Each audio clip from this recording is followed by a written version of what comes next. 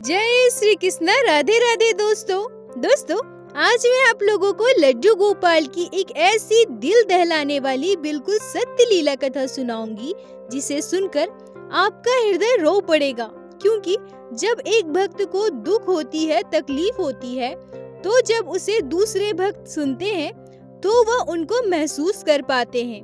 और खासकर जब हमारे लल्ला पर कोई अत्याचार हो, हमारे लल्ला के साथ कोई दुर्व्यवहार हो, तो उसे एक कृष्ण भक्त कभी बर्दाश्त नहीं कर सकता है। आज की ये लीला कथा सुनकर आप अपनी आंखों के आंसू नहीं रोक पाओगे।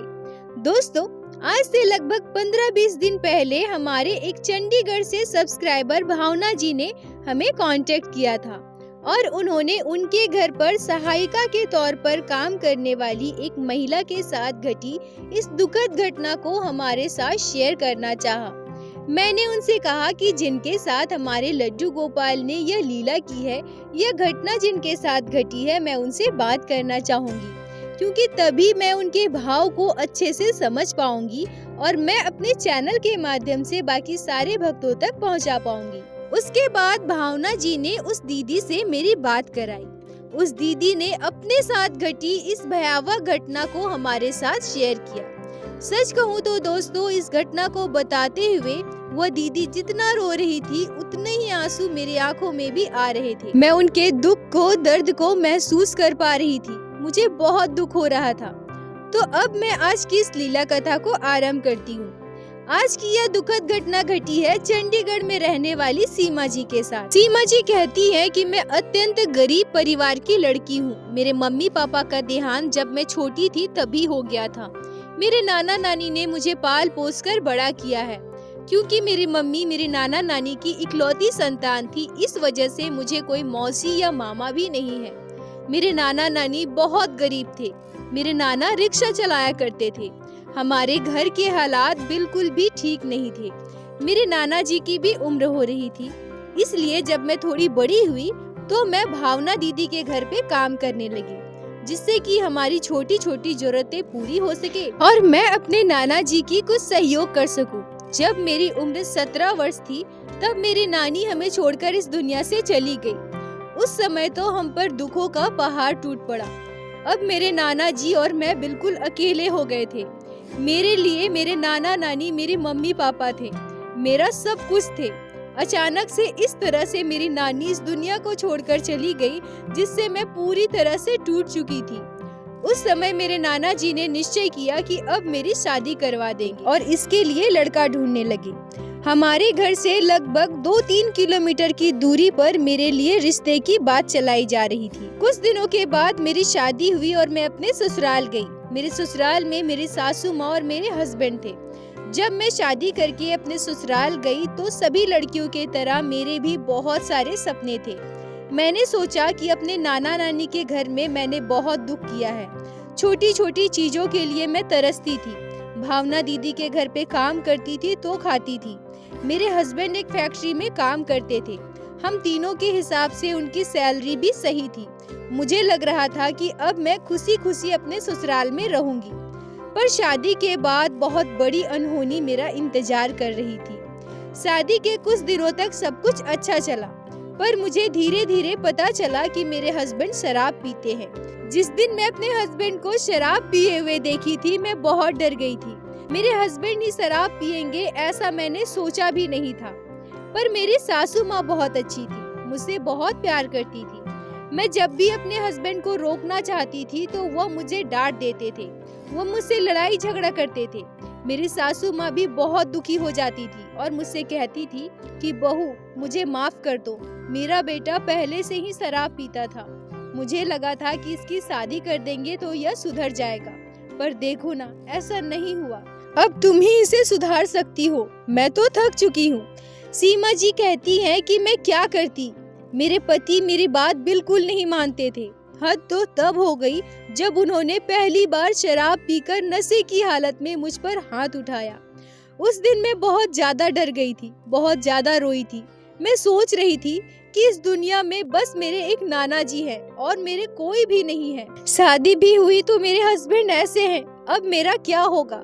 अगर मैं इन्हें कुछ भी कहूँगी तो ये मुझसे लड़ाई झगड़ा करेंगे, मुझे मारेंगे, पीटेंगे और मुझे कहीं अगर घर से निकाल दिया तो मैं कहाँ जाऊँगी।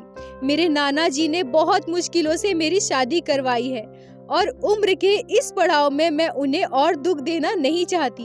मैं यह सोचकर चुपचाप सब कुछ सह लेती थी। मेरे हस्बैंड अगर मुझसे लड़ाई करते तो मेरी सासू माँ मेरा बचाव करती थी। वह बिल्कुल मुझे अपनी बेटी की तरह मानती थी। एक दिन मेरी सासू माँ और मेरे हस्बैंड के बीच कलेश हो गया। उन दोनों में लड़ाई होने लगी। यह देखकर मुझे बिल्कुल भी अच्छा नहीं लगा।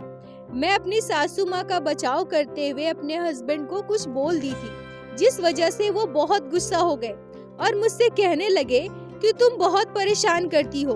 एक काम करो, तुम अपने भावना दीदी के घर काम पर चली जाओ। उससे 2 पैसे भी आएंगे और कम से कम हम लोगों को सुकून मिल जाएगा। सीमा जी कहती हैं कि मैंने क्या सोचा था और क्या हो गया। अब मैं भावना दीदी के घर काम करने कैसे जाऊं?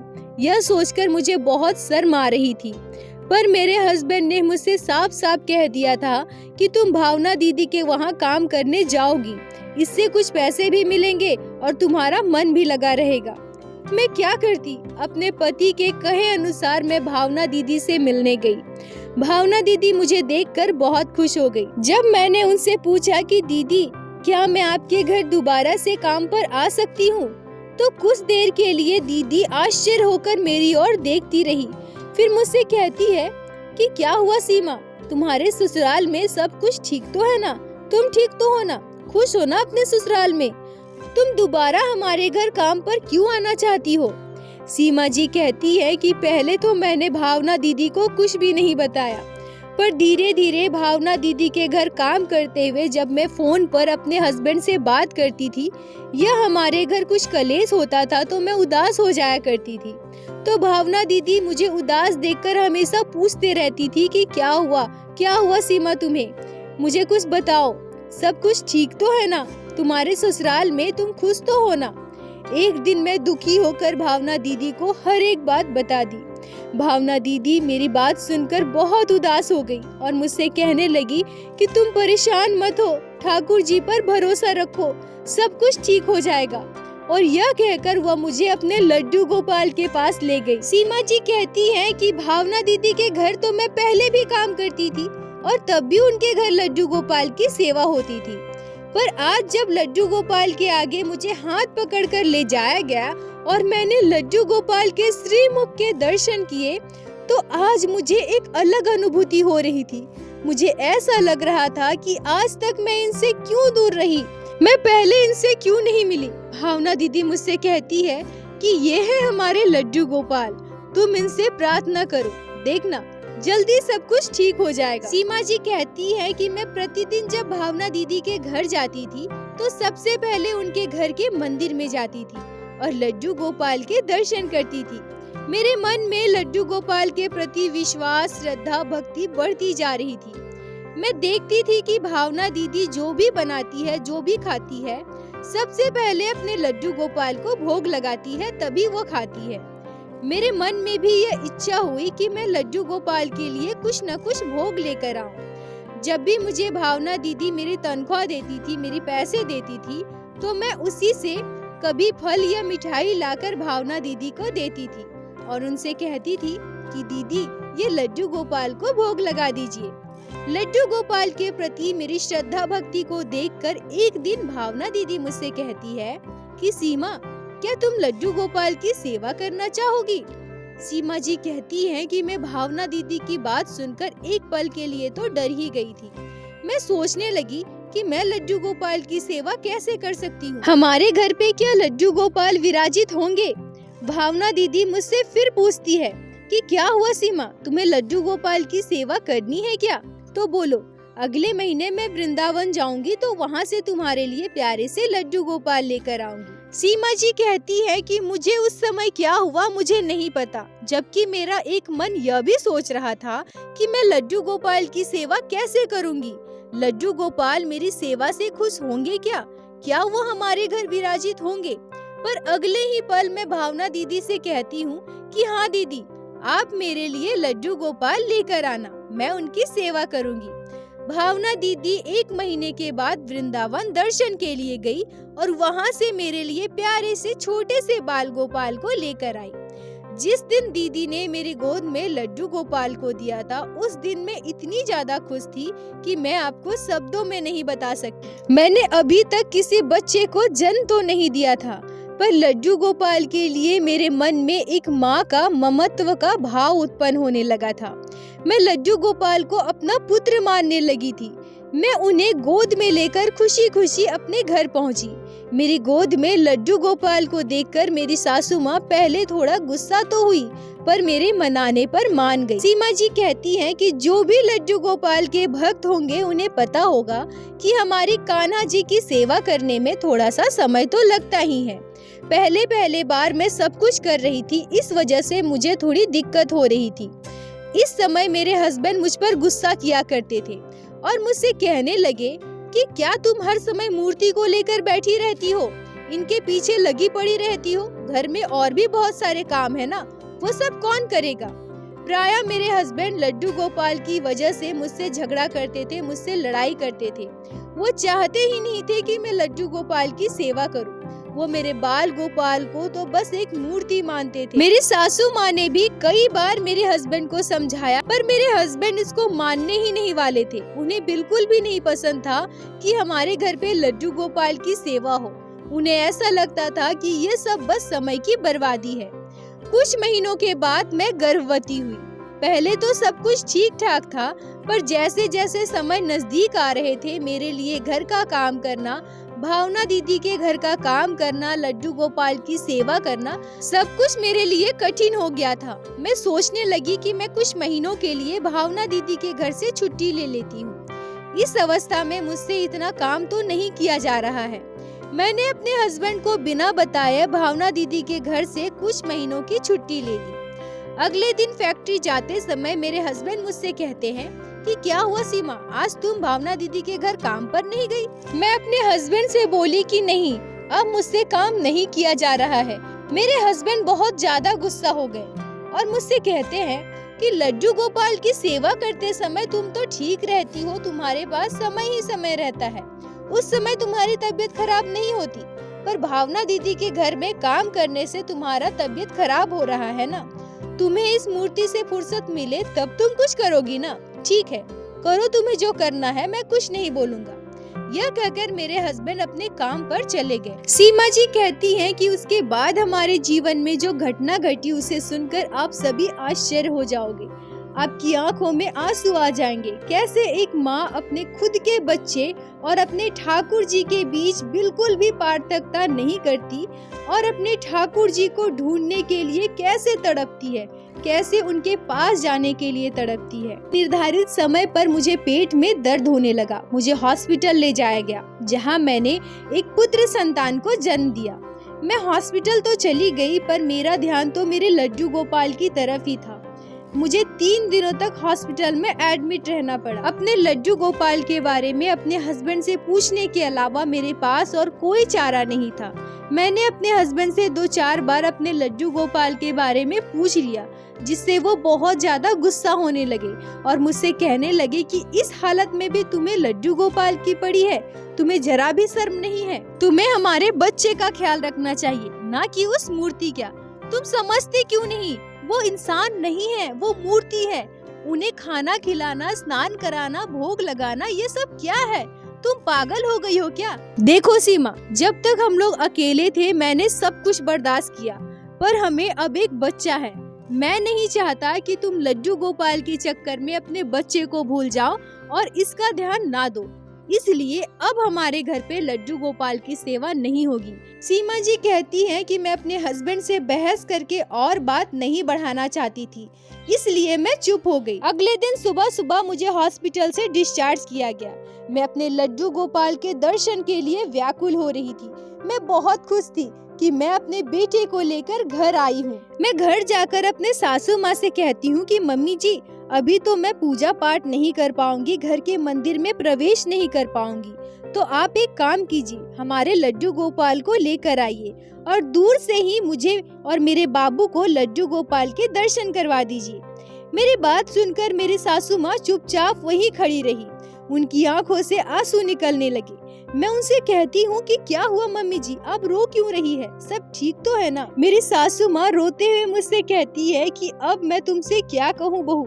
सुजीत कल जब घर आया उस समय मैं लड्डू गोपाल को सुला रही थी।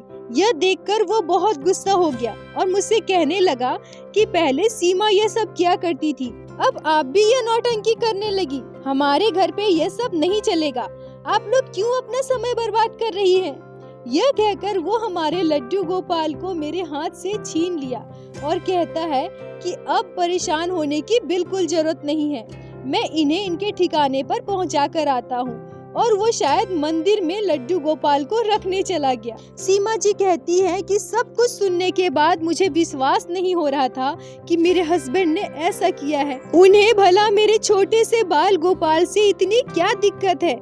मैं तो घर का हर एक काम करने के बाद ही लड्डू गोपाल की सेवा करती थी ना, फिर उन्होंने ऐसा क्यों किया? जब मैं अपने हस्बैंड से रोते हुए इस बारे में पूछती हूँ तो वो मुझसे कहते हैं कि अब हमारा बच्चा आ गया है, तुम्हारा पूरा ध्यान हमारे बच्चे की तरफ होना चाहिए, न कि लड्डू गोपाल के ऊपर। 3 दिनों तक हॉस्पिटल में तुम बस लड्डू गोपाल करके परेशान होते रही। मुझे तो यही एक रास्ता सूझ रहा था, अपने छोटे से बच्चे को सुरक्षित रखने का। सीमा जी कहती हैं कि मैं एक जगह बैठकर बहुत रोती हूँ। मैं इतना रो रही थी कि मेरी आंखों के आंसू नहीं रुक रहे थे। मेरी सासू माँ ने मुझे बहुत समझाया पर मैं चुप हो ही नहीं पा रही थी। मैं ना चाहकर भी मेरे आंखों से आंसू आ रहे थे। मेरे छोटे से बाल गोपाल को आज कितना दुख हुआ होगा, कितनी तकलीफ हुई होगी। उन्हें हमारे घर से बाहर निकाल कर फेंका गया है, पता नहीं वो कहाँ होंगे, किस हाल में होंगे। मेरी सासू माँ मुझे बार बार सांत्वना दे रही थी। सीमा जी कहती हैं कि उस दिन रात में जब सभी सो रहे थे तो मुझे बहुत बेचैनी महसूस होने लगी। मुझे ऐसा लग रहा था जैसे मेरे बाल गोपाल मुझे बुला रहे हैं, मुझसे कह रहे हैं, मैया ओ मैया मुझे यहाँ से ले चलो ना मैया, मैया मुझे बहुत डर लग रहा है, यहाँ बहुत अंधेरा है, मुझे यहाँ से ले चलो मैया, मुझे बहुत भूख लगी है, मुझे भोजन कराओ ना मैया। मैं चौंक कर अपने नींद से उठ गई और बैठ गई और मैं कुछ ना सोचते हुए, किसी को कुछ ना कहते हुए चुपचाप देर रात घर से निकल गई। रात के लगभग 11 बज रहे थे। मैं अपने बेटे को अपने पति के बगल में सोते छोड़कर अपने लड्डू गोपाल को घर लाने के लिए निकल पड़ी थी। मैं सीधा मंदिर की तरफ जाने लगती हूँ। जब मैं मंदिर में पहुँची तो वहाँ मंदिर के कपाट बंद हो गए थे। अब मैं क्या करूँ? अपने लड्डू गोपाल को बाहर कैसे निकालूं? मैं वही मंदिर के पास खड़े खड़े रोने लगी। पूजा करने वाले पुजारी जी उसी मंदिर के प्रांगण में बने एक कमरे में रहते थे। मुझे शायद रोते वह सुन लिए थे। पंडित जी कमरे से बाहर निकलते हैं और मुझसे पूछते हैं कि क्या हुआ बेटा, तुम रो क्यों रही हो? मैं रोते हुए पंडित जी को पूरी बात बताती हूँ। पंडित जी ने मुझसे कहा कि हाँ, कल ही किसी ने लड्डू गोपाल को लाकर यहाँ रखा है। मैं बार बार पंडित जी से अनुरोध करने लगी कि पंडित जी मुझे मेरे लड्डू गोपाल दे दीजिए, वरना मैं यहाँ से नहीं जाऊंगी। मैं अपने दूध मुहे बच्चे को छोड़कर आई हूँ, आप मुझ पे कृपा कीजिए, मुझे मेरे लड्डू गोपाल दे दीजिए। पंडित जी मेरी बात सुनकर भावुक हो गए और सबसे बड़ा चमत्कार यह हुआ कि इतनी रात को मंदिर के कपाट खोलकर मुझे मेरे लड्डू गोपाल को दे दिया। लड्डू गोपाल को अपनी गोद में लेकर मैं बहुत रो रही थी। मैं उनसे कहती हूँ कि हे मेरे गोपाल, मेरे हस्बैंड से बहुत बड़ी गलती हो गई है, उनसे बहुत बड़ा पाप हुआ है, आप उन्हें माफ कर दो प्रभु, उन्हें माफ कर दो। आपके बिना मैं नहीं रह सकती, आप मेरे साथ हमारे घर चलो। जैसे ही मैं मंदिर से बाहर निकल रही थी, मैं देखती हूँ कि मेरे हस्बैंड मंदिर की तरफ आ रहे हैं।